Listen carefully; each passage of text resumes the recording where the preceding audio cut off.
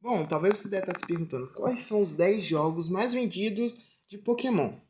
Bora ver qual que são. Em décimo colocado fica Pokémon Yellow, com 14 milhões de cópias vendidas. Inspirado no anime, esse jogo permite que Pikachu acompanhe o jogador fora da Pokébola. Lançado após Red e Blue, ofereceu uma experiência única e cativante para os fãs da série animada. Pokémon Yellow, ele foi lançado em 1998 no Japão. Já em 1999, ele já veio para o Ocidente. Igual uma curiosidade sobre esse jogo é que o Pikachu se recusa a evoluir nesse jogo, assim como no anime. Além disso, se você tratar mal o seu Pikachu, ele ficará triste e se recusará a responder. Foi o primeiro jogo com sprites coloridos diferentes para cada Pokémon da batalha. No Pokémon Boy e também no Pokémon Yellow, alguns Pikachus marcantes como o Pikachu, o Eevee, o Mewtwo e também alguns personagens icônicos como a Jessie James da equipe Rocket. Igual o Pikachu é o seu Pokémon fixo que te segue fora da Pokébola. Já o Eevee, ele era o Pokémon inicial do seu rival, como no anime. Esse jogo foi o único com aparições diferentes da equipe Rocket no desenho animado. Já em nono colocado fica Pokémon Black e White, com 15 milhões de cópias. Situados na região de Unova, esse título apresenta uma narrativa mais madura e uma Pokédex composta exclusivamente por novos Pokémons, até o pós-jogo. As inovações na história e design foram notáveis. Igual uma curiosidade sobre o jogo, são os únicos jogos da série principal onde você só pode capturar um Pokémon novo até terminar a história. Isso faz com que os jogadores realmente conheçam e usem a nova geração, sem depender de favoritos antigos. E também aqui possui vários Pokémons também marcantes, como o Zekrom e o Reshiram. E o outro ali que eu não sei falar o nome é Eidragon. Eidragon. Vou ver qual que é esse Pokémon aqui, calma aí. Esse aí eu não sei falar o nome, acho que é Redragon. Mas outros também, como o Raichurus e também o Chandelure e o Heschel, são lendários representados ideias e verdades. E o Chandelure e aquele carinha que eu não sei falar o nome, ficaram famosos tanto pelo design quanto pela força em batalha. Igual aqui também tem uns iniciais, que são o Snive, o Oshawott e o Tepig. Foram os iniciais marcantes dessa geração. E também tem alguns personagens icônicos, como o N, um dos personagens mais complexos da franquia, com ideias sobre liberdade dos Pokémons.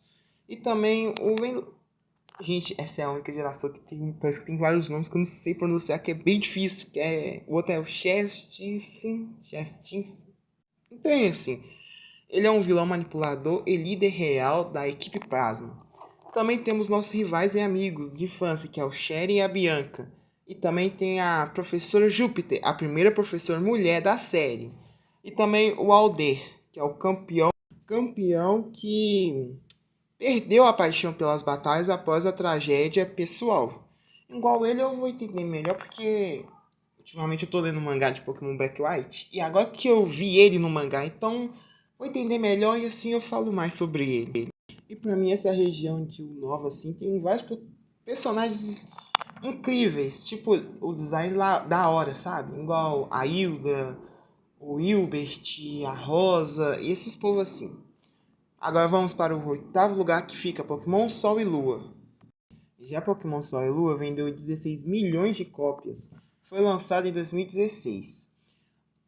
Ambientados na região tropical de Alola, esses jogos romperam com convenções anteriores, eliminando ginásios tradicionais e introduzindo as provas. A diversidade cultural e novas formas regionais de Pokémon clássico foram bem recebidas. Igual aqui tem uma das melhores regionais de Pokémon, que é o Nanteus de Alola. Eu achei essa regional bem incrível. Esse tipo adaptado ficou da hora. E também o Marowak, que acho bem da hora esse design. Uma curiosidade é a ausência de ginásio foi uma grande mudança. A Alola também é a única região até hoje inspirada no Havaí. O visual mais descontraído dos personagens reflete o espírito tropical da região. Lá também tem personagens bastante marcantes, como o Professor Cui Cui, treinador carismático que organiza a Liga de Alola. A Lilia, uma das personagens mais desenvolvidas da franquia, com grandes arcos narrativos. O Grádio, o rival sombrio e irmão da Lilia, e a Luzamine, vilã controladora, e mãe da Lilia e do Grádio.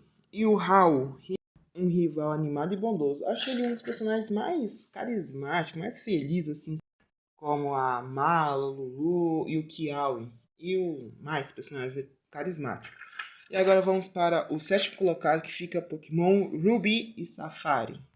Ruby e Safira vendeu 16 milhões de cópias, lançado em 2002. Introduzindo na região de Hoenn, esses jogos trouxeram novos Pokémons, habilidades e batalhas em dupla. A trilha sonora e os gráficos aprimorados para o Game Boy Advance foram elogiados. Curiosidade: introduzir o conceito de crime em batalhas, batalhas em duplas e as habilidades especiais são os únicos jogos da franquia principal onde o professor Pokémon é um especialista em Pokémons marinhos. Sobre essa eu não sabia, fui descobrir hoje para fazer o vídeo.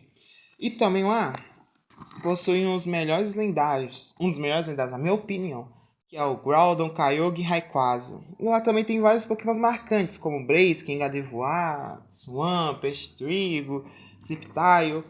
E também lá também o Rayquaza protagonizou uma das batalhas lendárias mais épicas da série. E também lá foi onde o Blaziken é o primeiro inicial com dupla tipagem lutador e fogo, marcando tendência. E lá também não escapa, né, dos personagens icônicos, como exemplo, Steve Stone, campeão amante de pedras raras, Wallace, líder de ginásio e campeão nos jogos de Emerald.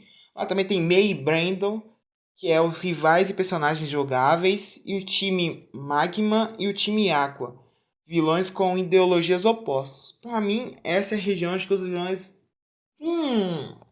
tem sentido o que eles querem fazer, sabe? A não ser acordar o Kyogre e o Groudon. Na verdade, fazendo isso, faz até eles mesmo estar em risco, né? Igual como eu falo, cada doido com sua loucura. Bom, para o sexto jogo mais vendido fica para Pokémon XY, vendendo 16 milhões de cópias. Primeiros jogos principais em 3D trouxeram a região de Carlos e a mecânica de Mega Evolução, as transições para gráficos tridimensionais e o design inspirados na França foram destaques.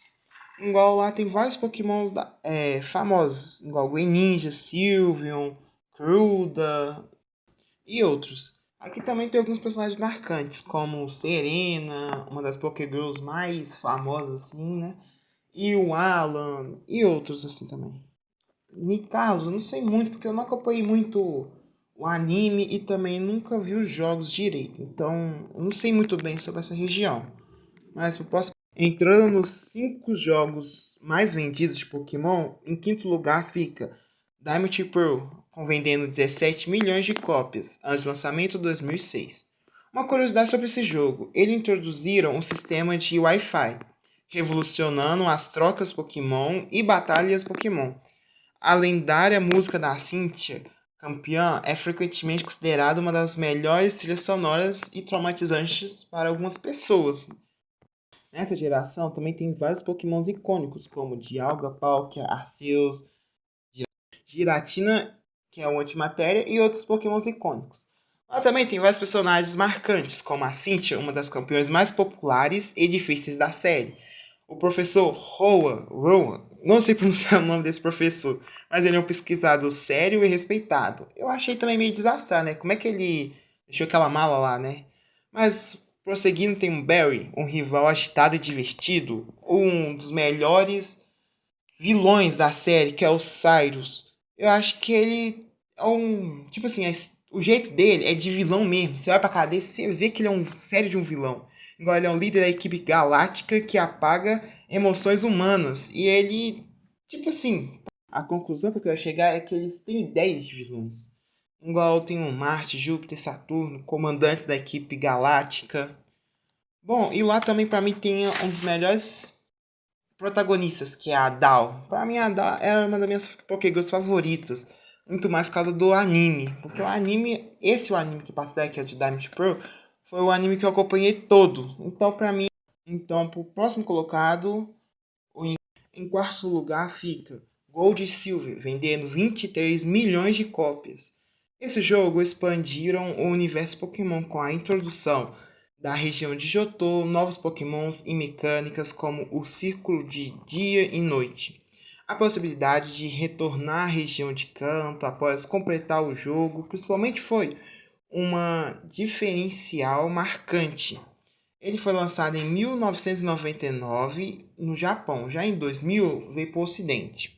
Curiosidade: esse jogo tinha tanto conteúdo que os desenvolvedores quase não conseguiram colocá-los no cartucho. O retorno da região de Kanto só foi possível graças à compreensão de dados feito por ninguém menos que o lendário programador Satoru Iwata. Lá também tem vários capas dos lendários, né? Que é o do Lugia, Ho-Ho. Lá também tem vários pokémons incríveis, como Umbreon, Typhlosion, Feraligatr, Espion. E lá, o Lugia e o Ho-Ho foram os lendários de destaque com papel no anime e no lore.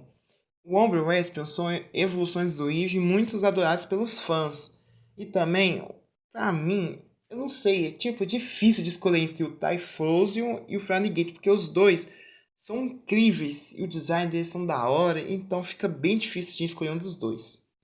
Então a pergunta que eu vou deixar para vocês, qual que vocês preferem? Feraligatr ou Typhlosion? Bom, no terceiro colocado está Scarlet Violet. Scarlet Violet vendeu 24 milhões de cópias.